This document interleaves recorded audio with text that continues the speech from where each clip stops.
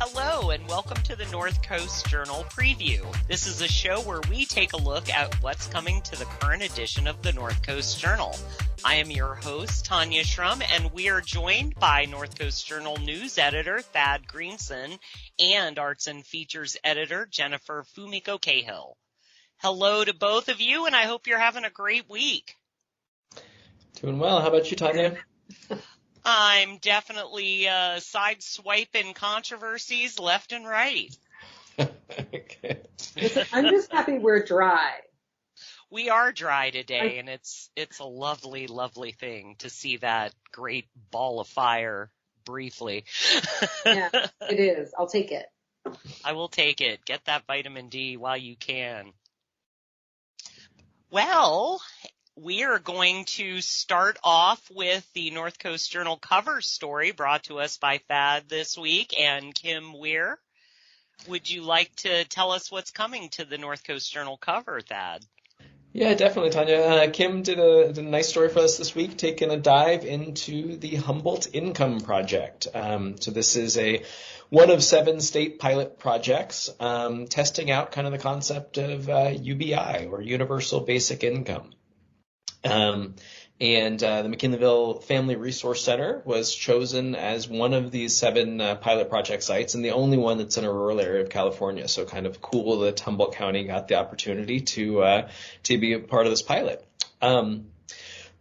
So universal basic income is not at all a new concept, but it's basically the idea that if you give people a baseline of income, kind of no strings attached, that it really is a tool for enabling people to kind of climb out of poverty and the generational cycles of poverty. And so this got its first kind of big test in California. I think it was back in 2016, but it was the mayor of Sacramento, Michael Tubbs, piloted a project there just on a very small scale within the city, where he gave a set of randomly selected residents there $500 a month. Again, no strings attached, and the only string attached was that they would track how this money was spent. And so over the course of a year and a half, they tracked kind of both what these folks spent the money on and also kind of what, did surveys with them of what it enabled them to do. And, really unsurprisingly, they said that it reduced their financial anxiety and kind of the week-to-week, month-to-month financial fluctuations their household would normally have. But perhaps a bit more surprisingly, a significant portion of them reported that it enabled them to go back to school, or that it enabled them to actually achieve a higher earning job, because it allowed them to do things like fix their car so that they'd be more mobile, or gain other means of transportation. And then, I think kind of silencing some of the critics of such programs, the biggest finding was just kind of what this money was spent on, which was overwhelmingly on food, household goods, car repairs, just the necessities of life, and less than 1% of it was spent on alcohol or tobacco in the Sacramento study. So this really informed the state effort, and so the legislature approved, I think it was $25 million statewide to implement these pilot programs, and like I said, one of them landed in McKinleyville. And so what McKinleyville Family Resource Center is doing is running this program, and it's for expecting mothers or new mothers, basically. So to enroll, you have to be in your first or second trimester of pregnancy. And what the program wants to do is kind of really focus in on how this money might help people during kind of crucial life events. So there's other pilots that are looking at kids kind of aging out of the foster care system and helping them. But the McKinleyville one is looking at expectant mothers, and to qualify, they had to make 200% of the federal poverty line or less. So pretty squarely in the low income category. had to be adults and residing in Humboldt County. And I think that was about the only criteria, although they are doing it on a referral basis. So these people couldn't just apply directly with the Family Resource Center, but had to be referred through a healthcare provider or a safety net services provider. So something like CalWorks or CalFresh or a healthcare provider like Open Door. And those enrolled will be put in two categories. And this was, Kim got to talk to Robin Baker, the co-executive director at the Family Resource Center. And this part is a bit heartbreaking, or was for her, in that they want these pilot projects to really study the effects of these income programs. And so they really need a control group for these studies to be kind of scientifically sound and really look at how this income, affects kind of two parallel groups. And so in the McKinleyville study, they're selecting a control group where they only get $20 a month. And for folks who, had the prospect of getting this money, applied for the program, learned they were accepted in the program, and then learned that instead of the $920 a month that the active group in the study is getting, that they're only getting $20 a month. It sounds like it had been pretty deflating for Robin to deliver that news. But the goal is to get 150 women enrolled in the primary group to receive this $920 a month, and then track them over the course of 18 months of how it impacts their lives. And then they're still enrolling. They haven't filled those full 150 slots. So if anybody is out there and sees this, hears this, and thinks they meet the qualifications, they can pick up a copy of the North Coast Journal in print or visit our website. Has the full list of qualifications and also the full list of referring agencies, which, as I said, include Open Door, CalWorks, CalFresh, United Indian Health Services, but a good handful of others, and a phone number for the Family Resource Center to get connected there. I love this story and I love this program. I remember reading about it in Stockton when they ran it. And I definitely think this is a great idea as the income inequality, continues to widen. If we're not going to raise wages in this country, we're going to have to do something to start taking care of the people. And I think this is a great kind of brainstorm that they've come up with. And I hope that the results yield, that it helps. Yeah. Well, I think it's exciting to see it being piloted in Humboldt County, where 1 in 5 residents live in poverty, and especially with the population that is at such a pivot point in life, and this funding through this pilot project really make an impact in both mothers' lives and kids' lives, and therefore whole families' lives. So I think that's really encouraging. And the basic premise of the program, I think, it just makes sense that existing in poverty is an exhausting endeavor that leaves little room for anything else. So if you're running from one part-time job to another, trying to raise a family and trying to keep a roof over your head, it is hard to claw your way out of that. It's hard to break that cycle and go to school or take the time to apply to better paying jobs and things like that. And so the premise, I think, has kind of long been accepted, that it makes sense that if you give people a baseline of stability, they are able to kind of take those furtive steps on their own. What's exciting now, starting with the Stockton study and now these 7 pilot projects, is we're really going to have data that speaks to that. So these pilot projects are all going to be reviewed by a think tank out in Washington, D.C. and UC Berkeley that are going to issue papers kind of on the findings of these pilot studies that may really inform and lend some momentum to these efforts moving forward. And hopefully can speak on it nationwide as a thought for future legislation in this country. Yeah, absolutely. Well, Thad, do you have any final thoughts before we move on to the next spicy firecracker of the week?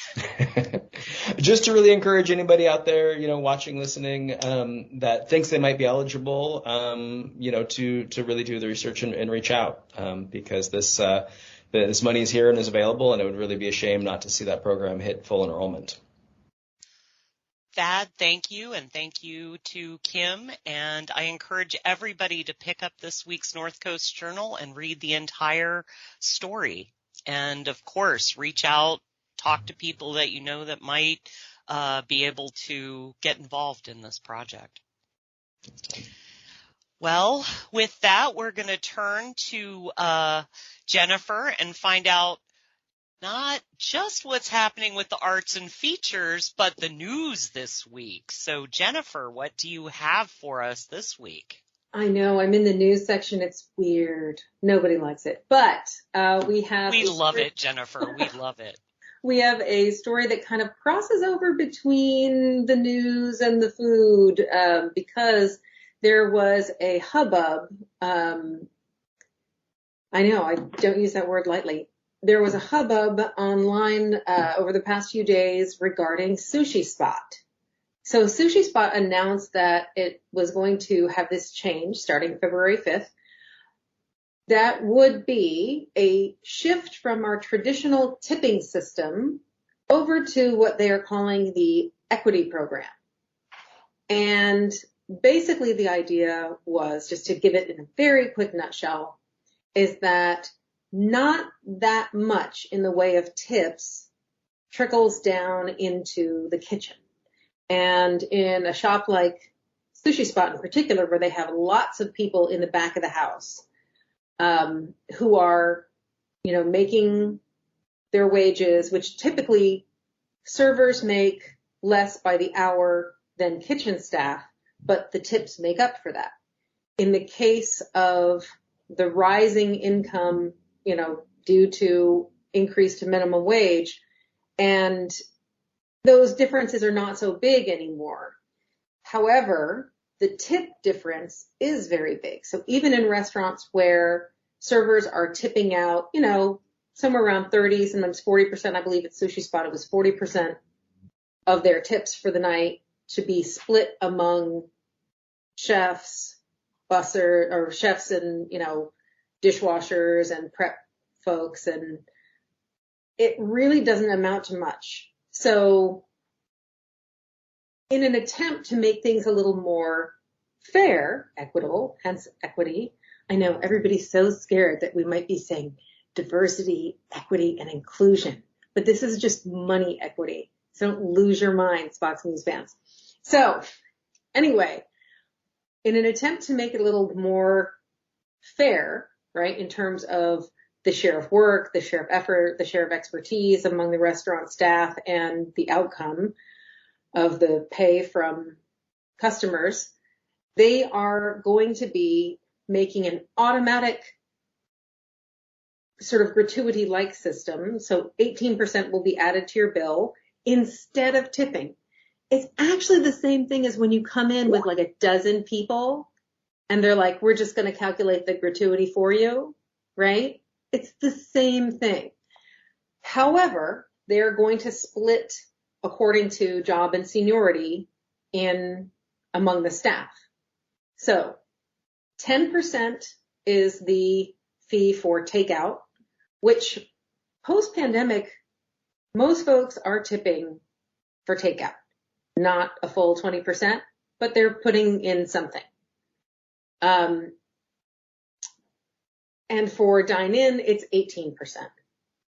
And it's not super complicated. It's not such a big change on the consumer end. It is a big change on the staff end. And there was a huge uproar over it, mostly about the consumer end, which I find really interesting and I want to come back to. But this is going to require within the restaurant a shift, right? So cooks, prep people, folks in the back, chefs, and mind you, chefs in a sushi restaurant, some of them have to be working for like 10 years before they can do this work beautifully and in the way that we've come to expect it and in a way that garners good tips.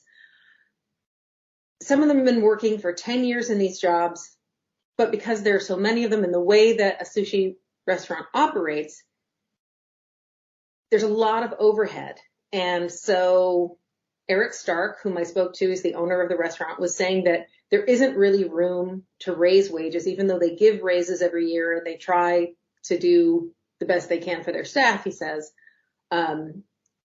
Giving everyone big raises will make it impossible to run the rest of the restaurant. The cost of food has gone up everywhere, especially the cost of Japanese food and ingredients.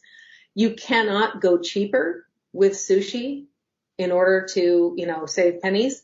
And, rent's gone up, everything, utilities, all that stuff has gone up. We all know, we're all experiencing it. So this is an attempt to share, which is going to be an increase for back of the house, but it is going to take a bite out of the wallet's front of the house. I spoke with David Bush, who is both a manager and a lead server at Sushi Spot, and he shared with me that not all the servers were kumbayaing over this, but he's come around to it. He's worked in a place before that did the pooling of tips, and it's not so different. However, for a lot of people, it's a significant pay cut. You go from, making, 40, 60 bucks an hour down to maybe 25, 30, something like that, depending on the restaurant, depending on how much comes in on your shift. And while everybody seems to, according to David, everybody understands there's this relationship between back of the house and front of the house, right? If the sushi isn't beautiful and on time and everything ready to go to all 8 people at the table at once, the server is going to bear the brunt of it in terms of complaints and tips and everything like that, or will, get the benefit of it in tips, etc. But also those tips get shared with the back of the house. As, David said to me the same thing that almost every server says to me, which is that the cooks, the line cooks, chefs, everybody can make or break you. And especially with sushi, we have a very set idea of what it should look like, how it should be presented. And if it's not that when it shows up, people don't love it. So, it's been really interesting, and it'll be interesting to see what happens. Not all of the servers are staying. Some of them are sticking it out. Some of them are looking elsewhere, but it's kind of a iffy time to be looking for a place. But it should be noted that this is not like Sushi Spot's invention.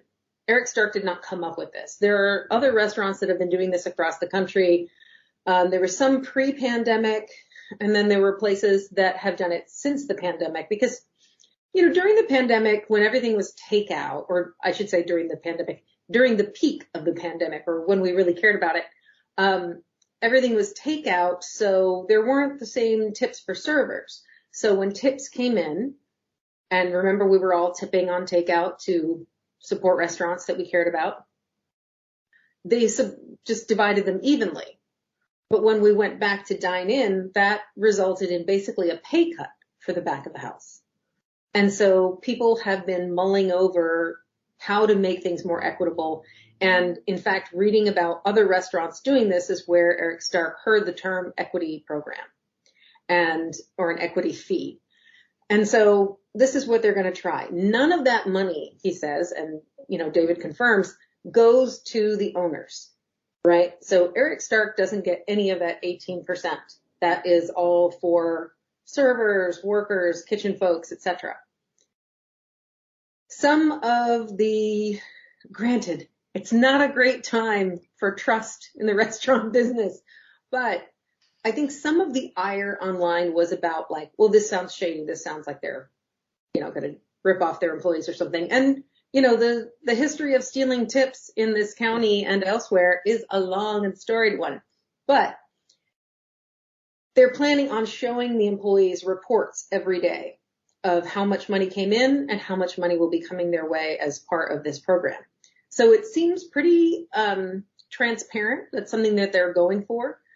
As far as the good faith of this being an effort to be fair, it's looking like this is a good faith gesture. Whether or not it is one under which you can keep wait staff who know that they can earn more elsewhere, I don't know how that's going to go. But there is another bunch of people who were concerned about just not understanding that this isn't an extra fee. This is in lieu of tips. The tip line will not be on on the credit card slips anymore. And there's lots of signage and handbills, and everybody knows. They tell you when you order on the line. And I'm told that people do a lot of hanging up and yelling at the staff about that. If you are looking to support staff in a difficult time, don't yell at them. Don't be mean to them at the restaurant. It's rude. It's jerk behavior. But there are a lot of people that I've seen who are really unhappy about losing the ability to determine what the tip should be. And, you know, in the last few years, if you're tipping less than like 18% anyway, it's typically shame on you. Something must have gone horribly wrong. It has become sort of de rigueur to be tipping somewhere around 20%. And not everybody loves this. This type of tipping culture is very American and very like steeped in this idea of class and service. And I have seen a lot of people who want the right to not tip, want the right to punish, or want the right to kind of hold the tip like a carrot so that they will get better service. When I spoke to especially women servers about harassment for a previous story, and this is something that Stark brought up also, is that people tend to use that power in a not great way sometimes. And so he's seeing harassment with tipping as sort of the leverage that you use to keep somebody from resisting what you're doing. And I've talked to a lot of women servers who have said that that's their experience, that people feel they can treat them basically, like subhuman people because they are tipping, and you have to do what I want because I'm tipping. And that feeling that the customer is always right, you are working for my tip and my approval or my Yelp review or whatever, those elements of dining have really been, I think, questioned more over the past few years, and the pandemic had a lot to do with that because people were like, why do I even do this job, right? After you stop working in service for a period while a restaurant is closed, a lot of people stopped and were like, does this make me happy? Is this what I want to do? Is this how I want to be treated? Is this the money I want to make, etc.? And a lot of people left the business. And, I can't blame them. There are a lot of great things that people in service love and tell me, especially their camaraderie with their coworkers. But that lording of tips over people is a weirdly sort of unique thing that I see in America. I lived in Japan and there's no tipping, and it's got to be the best service I've ever experienced. People are nice to you, even at, fast food chains and things. People are great and people are respectful of one another. And I think that has to do with a culture of service that is not debasing. And there is something about serving people food in America, for women especially, but serving people food is somehow considered by a lot of people to be a degrading thing and not a respectful thing. And so lording this power over people in service has become, kind of part of our culture. And it's one that isn't working anymore. I don't know how things will shake out with Sushi Spot. It's something that I want to follow up on and see how it goes and see what the staff experiences. But I do know that, restaurant culture is changing, and folks either need to change with it or maybe learn to cook better at home. Thank you, Jennifer. And I am very interested to see how this shakes out. And thank you for bringing us this story and dealing with all of the hubbub. in the fallout this week. And that about wraps up our time for this week. The current edition of the North Coast Journal is available on newsstands now. Pick up your copy today, or of course you can find it at northcoastjournal.com. I am Tanya Schrum. Thanks for being with us and staying informed and supportive and tipping your servers here in our North Coast community.